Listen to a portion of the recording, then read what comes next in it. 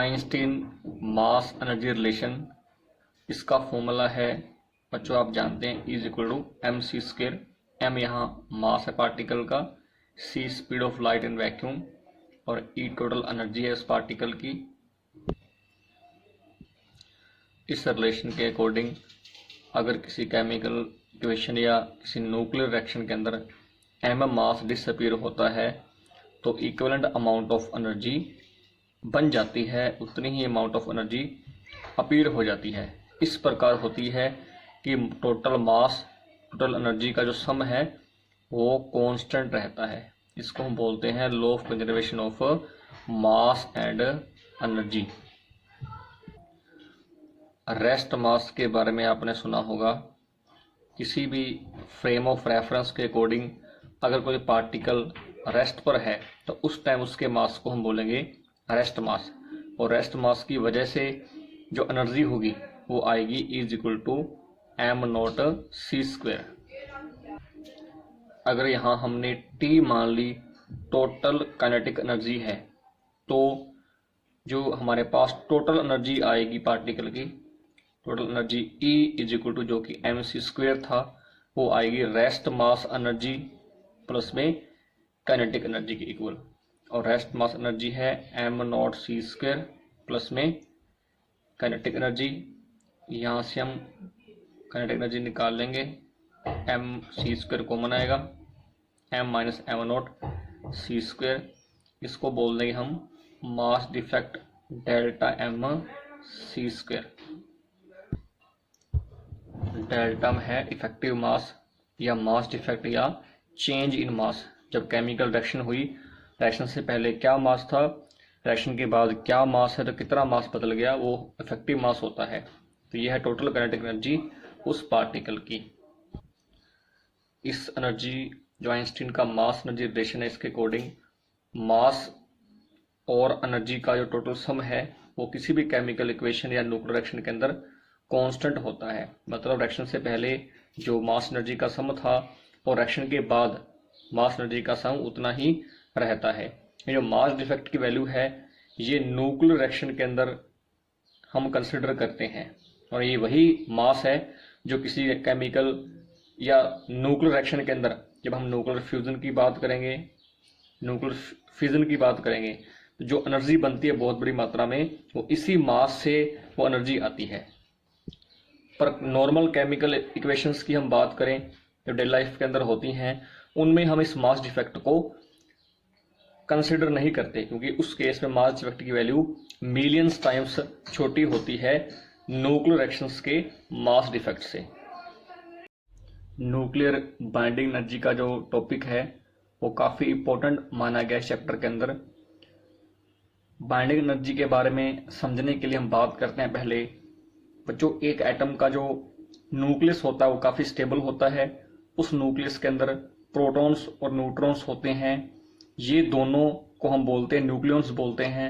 और न्यूक्लियॉन्स इस न्यूक्लियस के अंदर शॉर्ट रेंज फोर्स जिसको हम बोलते हैं न्यूक्लियर फोर्स, उसकी वजह से आपस में स्ट्रोंगली इंटरेक्ट करते हैं और इस न्यूक्लियस के अंदर उस स्ट्रॉन्ग फोर्स की वजह से बंधे रहते हैं।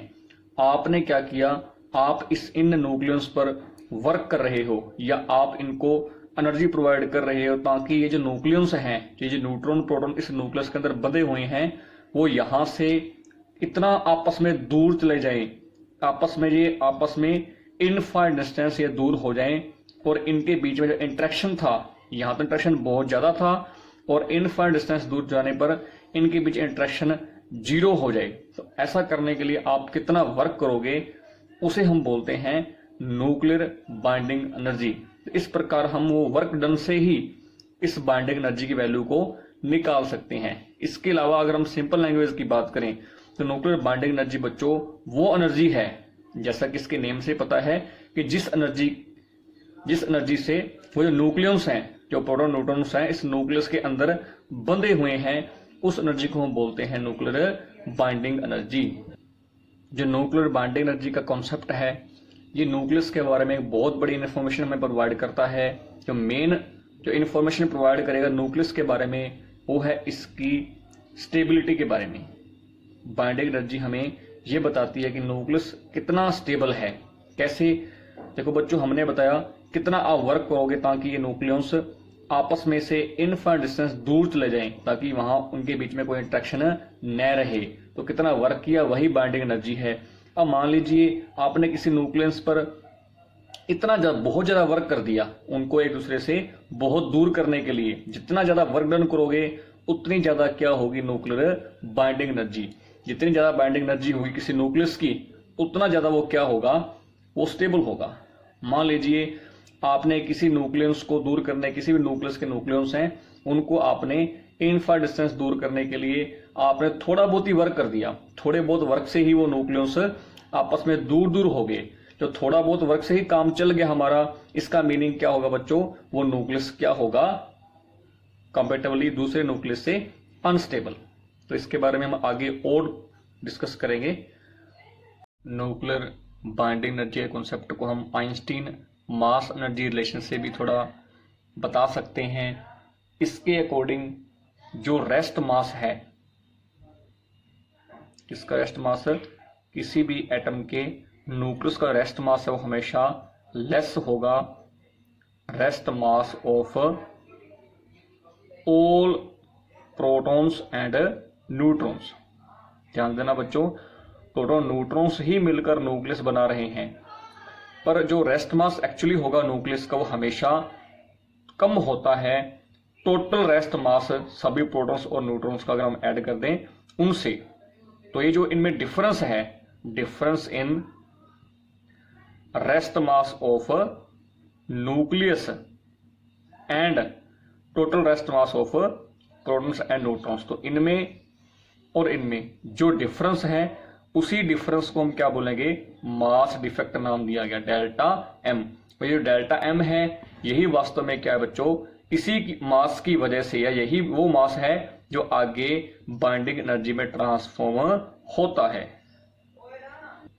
तो ये वही एनर्जी है जो उस मास डिफेक्ट से आई, जो एनर्जी रिस्पॉन्सिबल है न्यूक्लियस को न्यूक्लियस में बंद रखने के लिए। किसी भी न्यूक्लियस की हम बाइंडिंग एनर्जी का एक्सप्रेशन यहां डिराइव करने जा रहे हैं छोटा सा। आइंस्टीन के मास एनर्जी इक्विवेलेंस या रिलेशन के अकॉर्डिंग जो बाइंडिंग एनर्जी की वैल्यू है वो आएगी mass defect multiply C square. तो पहले हमें मास डिफेक्ट निकालना पड़ेगा। मास डिफेक्ट कैसे निकालेंगे, जो रेस्ट मास है प्रोटॉन्स और न्यूट्रॉन्स का, उसमें से आप न्यूक्लियस का रेस्ट मास माइनस करके निकाल सकते, जैसा कि मैंने लास्ट टॉपिक के अंदर बताया। अब मैंने माना कोई न्यूक्लियस है ZXA, इसका मीनिंग क्या है बच्चों, X उसका सिंबल है, उसका नेम है, जिससे हम उसका नेम बता सकते हैं। जैसे मैं लिखूं C मीनिंग कार्बन, H का मीनिंग हाइड्रोजन, वैसे X कोई एलिमेंट है, उसका मास नंबर A है, तो एटॉमिक नंबर Z है। एटॉमिक नंबर अगर Z है तो उतने उसके अंदर क्या होंगे, नंबर ऑफ प्रोटॉन्स होंगे। और A यहां पर क्या है बच्चों, मास नंबर, मतलब total number of protons and neutrons. और टोटल प्रोटॉन और न्यूट्रॉन्स की संख्या में से अगर हम प्रोटॉन्स को माइनस कर दें तो हमें क्या मिलेगा, नंबर ऑफ न्यूट्रॉन्स को निकालेंगे A माइनस Z करके। फिर हम मान लेंगे MP यहां पर है बच्चों 1 प्रोटॉन का मास। सिमिलरली स्मॉल mn है यहां पर 1 न्यूट्रॉन का मास, और M कैपिटल N यहां पर है मास ऑफ न्यूक्लियस। जिस न्यूक्लियस की हम बात कर रहे हैं उस न्यूक्लियस के मास को हम डिनोट कर देंगे M कैपिटल N से। और है बच्चों, अब हम निकालेंगे मास डिफेक्ट, या उसको बोलते हैं हम डेल्टा M से डिनोट करते हैं। कैसे निकालेंगे, जो टोटल रेस्ट मास है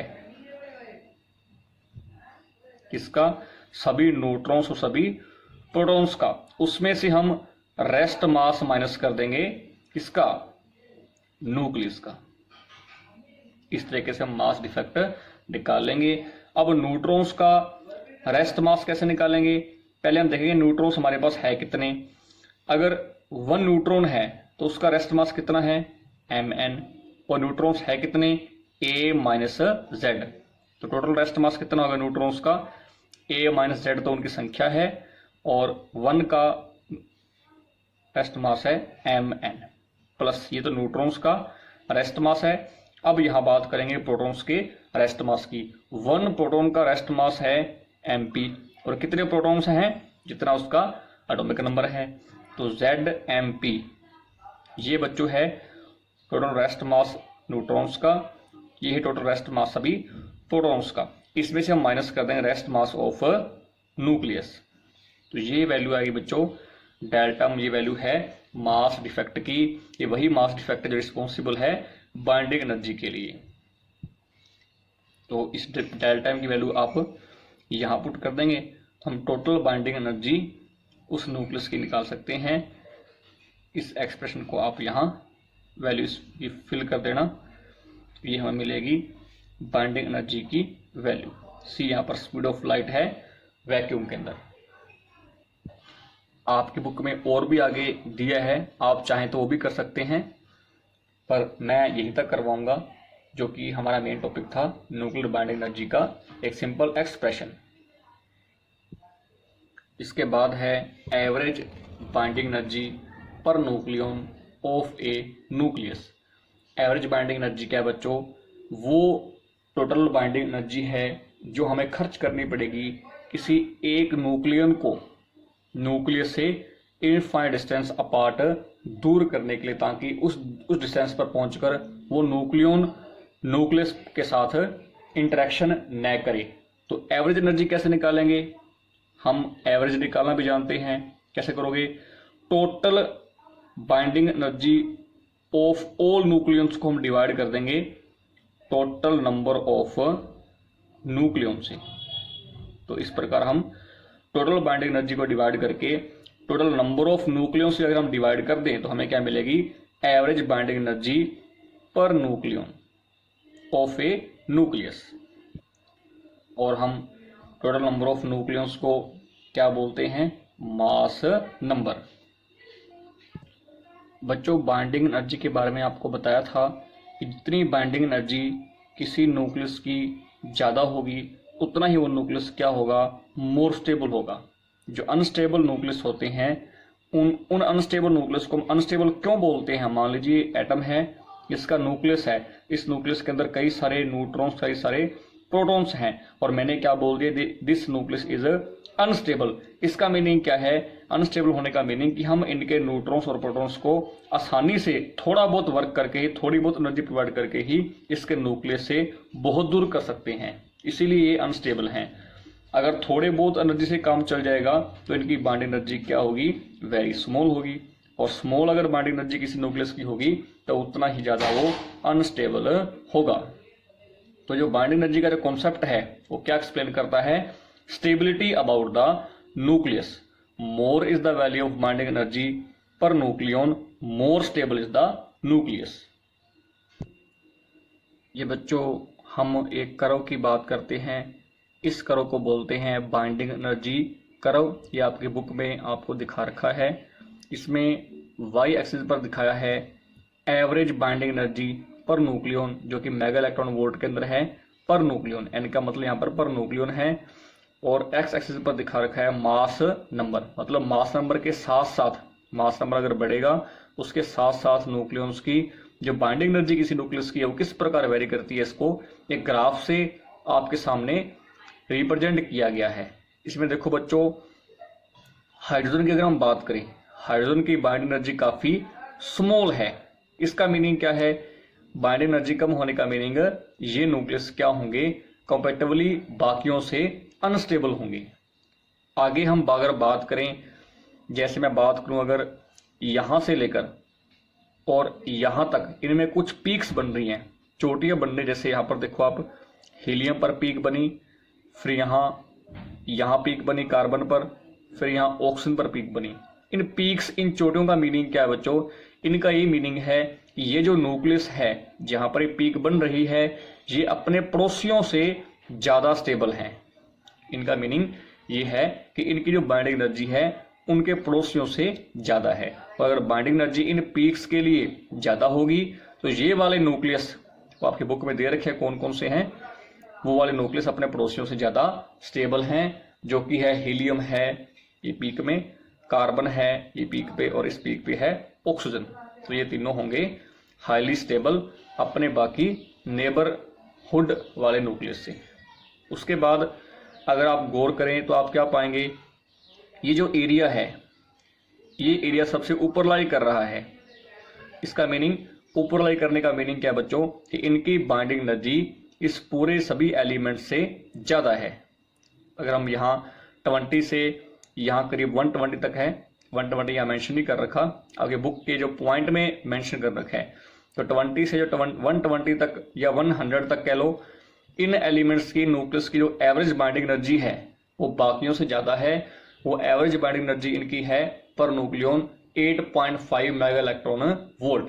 और अगर हम इन्हीं की बात करें, इनमें मैक्सिमम बाइंडिंग एनर्जी किस एलिमेंट की है, उस एलिमेंट का नेम है आयरन, और आयरन के लिए बाइंडिंग एनर्जी है per nucleon 8.8 mega electron volt. इसका मीनिंग आयरन का जो न्यूक्लियस है वो बाकी न्यूक्लियस से ज्यादा स्टेबल होगा। अगर हम चाहते हैं कि आयरन के न्यूक्लियस में जो प्रोटॉन न्यूट्रॉन्स हैं उनको हम न्यूक्लियस से इनफाइनाइट डिस्टेंस दूर धकेल दें, इसके लिए हमें बहुत ज्यादा वर्क करना पड़ेगा। वो जो हम वर्क करेंगे वो इन बाकी सब में किए जाने वाले वर्क से ज्यादा वर्क होगा, और वो कितना होगा, 8.8 mega electron volt per nucleon. उसके बाद अगर हम बात करें हाईली जिनका मास नंबर ज्यादा है, तो देखो बच्चों मास नंबर लगातार बढ़ रहा है, 100, 150, 200, 250। जैसे मास नंबर ने 100 से ऊपर क्रॉस करना शुरू कर दिया, हम क्या देख रहे हैं, ये कर्व नीचे की ओर आ रही है। इसका मीनिंग क्या है, इसका मीनिंग मास नंबर बढ़ने से 100 से ऊपर अगर मास नंबर बढ़ेगा तो बाइंडिंग एनर्जी पर न्यूक्लियन उन न्यूक्लियस की क्या हो रही है, कम हो रही है। इनका मीनिंग ये जो हैवी न्यूक्लियस हैं, क्योंकि ये वाले थे लाइट न्यूक्लियस, इनका मास नंबर स्मॉल था, इनका मास नंबर ज्यादा है, तो इनको हम क्या बोलेंगे, हैवी न्यूक्लियस। तो हैवी न्यूक्लियस जो होंगे उनकी बाइंडिंग एनर्जी कम होती है, और अगर कम बाइंडिंग एनर्जी होगी तो हम क्या बोल देंगे कि जो हैवी न्यूक्लियस है दीज आर लेस स्टेबल। जैसे हम यूरेनियम की बात करते हैं तो ये क्या होगा, इन सबसे लेस स्टेबल होगा, ये अनस्टेबल होगा, इसकी बाइंडिंग एनर्जी कम होती जा रही है। ये है बच्चों बाइंडिंग एनर्जी कर्व है। इसके बारे में इंपॉर्टेंट पॉइंट्स मैंने वैसे एक्सप्लेन कर दिए हैं, आप बुक में से भी देख लेना। Importance of binding energy curve, जब बच्चों हम इस कर्व में हैवी रीजन से मिडिल रीजन की ओर मूव करते हैं, हम क्या पाएंगे, बाइंडिंग एनर्जी बढ़ रही है। और अगर बाइंडिंग एनर्जी बढ़ रही है, इसका मीनिंग हम ये समझ सकते हैं कि एनर्जी रिलीज होगी जब एक हैवी न्यूक्लियस ब्रेक डाउन होकर 2 रफली इक्वल फ्रेगमेंट बना देगा, जिसको नाम दिया गया था न्यूक्लियर फ्यूजन। वहीं अगर हम मूव करें लाइट रीजन से हैवी रीजन, तो हम क्या पाएंगे, दोबारा से एनर्जी के अंदर गेन होगा। और अगर एनर्जी के अंदर गेन होगा तो इसका मीनिंग हम ये कह सकते हैं कि 2 या मोर देन 2 लाइट न्यूक्लियस या न्यूक्लियस मिलकर फ्यूज होकर एक हैवी न्यूक्लियस बना देते हैं, और इस कॉन्सेप्ट को नाम दिया गया न्यूक्लियर फ्यूजन। कहने का मतलब इस डायग्राम से, जो बाइंडिंग एनर्जी कर्व डायग्राम हमने पढ़ा, उससे न्यूक्लियर फ्यूजन और न्यूक्लियर फ्यूजन की जो पॉसिबिलिटी है उसके चांसेस बढ़ जाते हैं। इसको हम अब ग्राफ से देख लेते हैं। ये बच्चों फर्स्ट पॉइंट क्या बताया था, ये हैवी रीजन है, ये है मिडिल रीजन। इन हैवी रीजन की बाइंडिंग एनर्जी कम है, इनकी बाइंडिंग एनर्जी ज्यादा है। तो अगर हम हैवी से मिडिल की ओर मूव करेंगे तो बाइंडिंग एनर्जी के अंदर क्या होगा, इंक्रीमेंट होगा, गेन होगा। और अगर गेन होगा तो हम ये बोल सकते हैं कि जब एक हैवी न्यूक्लियस टूटकर 2 स्मॉल फ्रेगमेंट बना देगा तो एनर्जी, बहुत बड़ी मात्रा में एनर्जी रिलीज होती है, जिसको हम बोलते हैं न्यूक्लियर फ्यूजन। उसी प्रकार सेकंड पॉइंट के अंदर क्या बोला गया, ये लाइट रीजन है, ये लाइट न्यूक्लियस है, अगर वो आपस के अंदर फ्यूज हो जाएं और फ्यूज होकर एक हैवी न्यूक्लियस बना दें तो उसे हम क्या बोलेंगे, न्यूक्लियर फ्यूजन बोलेंगे। इन लाइट के अंदर क्या है बच्चों, इनकी बाइंडिंग एनर्जी कम है, इनकी बाइंडिंग एनर्जी ज्यादा है। तो अगर हम यहां से लाइट रीजन से अगर हम हैवी की ओर मूव करें तो भी बाइंडिंग एनर्जी के अंदर इंक्रीमेंट हो रहा है। और बाइंडिंग एनर्जी के अंदर इंक्रीमेंट होने का मीनिंग क्या, एनर्जी रिलीज होगी जब स्मॉल 2 या मोर देन 2 लाइट न्यूक्लियस मिलकर फ्यूज होकर एक हैवी न्यूक्लियस बना दें। तो इस प्रकार इस कॉन्सेप्ट से न्यूक्लियर फ्यूजन और फ्यूजन की इंफॉर्मेशन हमें मिलती है, पॉसिबिलिटी हमें मिलती है। पैकिंग फ्रैक्शन एक अलग फैक्टर है जो ये भी न्यूक्लियस की स्टेबिलिटी को एक्सप्लेन करता है। किसी न्यूक्लियस के लिए जितना पैकिंग फ्रैक्शन की वैल्यू स्मॉल होती है उतना वो न्यूक्लियस मोर स्टेबल माना जाता है। तो पैकिंग फ्रैक्शन है क्या, वो हम देख लेते हैं। It is defined as mass defect या मास एक्सेस पर न्यूक्लियन। इसका फॉर्मूला है पैकिंग फ्रैक्शन का, that is mass excess upon में मास नंबर। मास एक्सेस के क्या मीनिंग है बच्चों, capital M minus A upon capital A. यहां पर M है एक्चुअल मास न्यूक्लियस का, जो किसी न्यूक्लियस का है, ये जो न्यूक्लाइड है उसका एक्चुअल वेट कितना है किसी एटॉमिक वेट स्केल के ऊपर, ये वो उसका कैपिटल M है। और ए हम जानते हैं मास नंबर है। ए मास नंबर है, इसकी वैल्यू होल नंबर के अंदर होती है, पर M की वैल्यू होल नंबर के अंदर हो ऐसा जरूरी नहीं है। और नीचे भी कैपिटल ए है। Packing fraction versus mass number आपको कर्व सामने दिखाई जा रही है। इस कर्व से हम ये बताएंगे कौन कौन से मास नंबर वाले न्यूक्लियस बाकियों से मोर स्टेबल है और कौन कौन से मास नंबर वाले बाकियों से लेस स्टेबल हैं। इसमें बच्चों पैकिंग फ्रैक्शन और मास नंबर का एक कर्व है। इस कर्व को हम 3 सेक्शन के अंदर डिवाइड कर देंगे।